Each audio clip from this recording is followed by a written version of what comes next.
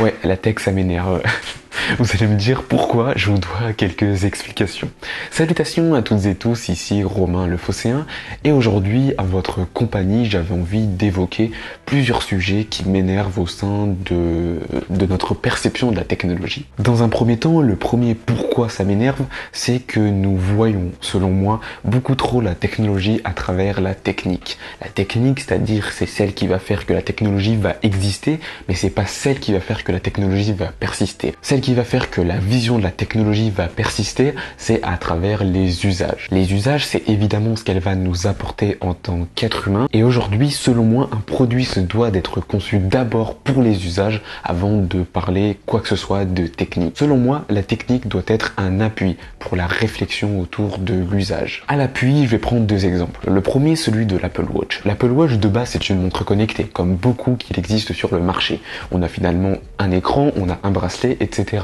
Des montres connectées du genre, il en existe chez d'autres concurrents qui proposent dans l'île des produits qui sont pareils. Mais lorsque l'on va rentrer dans l'usage et la perception du software, c'est à partir de là qu'on va avoir une véritable avancée de la part d'Apple, car ils ont compris depuis maintenant plusieurs années que la vérité de l'Apple Watch se cache d'abord derrière les usages et non pas la technique. Les usages, c'est ce que ça va vous apporter au quotidien, c'est-à-dire avoir un produit interactif avec lequel vous allez pouvoir gérer votre sport, votre musique, vos messages, vos appels, etc., etc., et tout ça en toute transparence. Et c'est avec ce point-là qu'Apple est pratiquement sans concurrence aujourd'hui sur son marché. Deuxième exemple, plus parlant, le Galaxy Z Flip 4. Samsung a réussi un produit extrêmement intéressant en termes de technique. Mais ce qui va faire qu'il va se différencier, par exemple, du Huawei P50 Pocket, c'est qu'on va lui apporter les éléments nécessaires pour qu'on y retrouve des usages.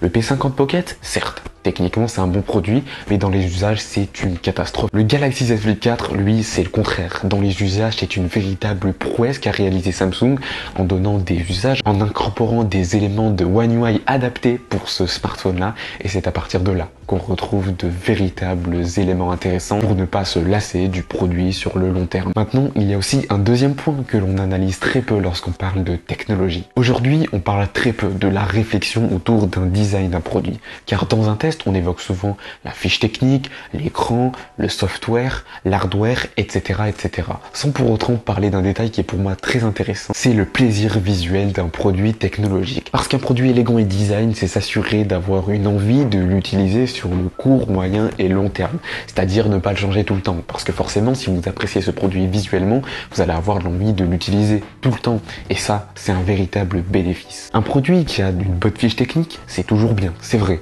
Mais si vous lui apportez pas les éléments nécessaires pour que vous, en tant qu'être humain, vous appréciez ce produit, forcément, vous allez vous en lasser au bout d'un moment. Je vais citer ici deux exemples. Le premier, vous le connaissez tous, c'est Apple. Apple a ici vraiment une conception particulière en termes de design. Quand vous voyez le MacBook Air M2, vous voyez une excellente machine de production, c'est vrai, mais vous voyez surtout une très belle machine en termes de design et de finition.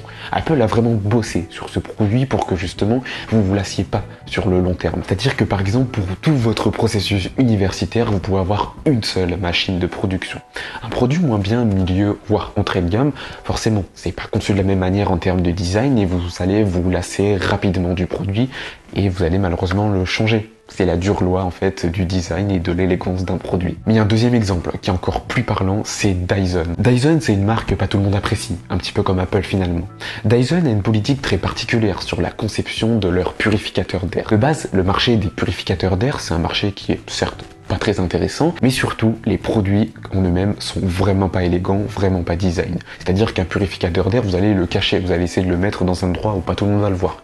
Dyson a réussi cette performance de réaliser un produit qui est design, que vous avez envie de mettre en avant et qui est parfaitement bossé visuellement pour que vous l'appréciez au quotidien. C'est aussi ça la force d'une technologie, c'est de l'intégrer dans votre quotidien facilement pour que vous vous en lassiez pas. C'est d'ailleurs aussi ce qui va faire que vous allez apprécier une marque, un produit qui est élégant, qui est beau, forcément vous l'appréciez beaucoup plus et sur le long terme vous allez vous fidéliser avec cette marque. Donc c'est double bénéfice pour vous comme pour la marque. Bref, tout ça pour dire que je pourrais parler comme ça pendant de nombreuses minutes parce que ça en vaudrait même un podcast finalement, mais voilà, je vais m'arrêter là et évidemment avec vous je serai curieux d'échanger sur ce sujet en commentaire pour savoir vous ce que vous pensez un petit peu de ces deux éléments que j'ai cités. Je pourrais en citer d'autres évidemment, mais voilà, pourquoi pas réserver ça pour un podcast ou pour une prochaine vidéo.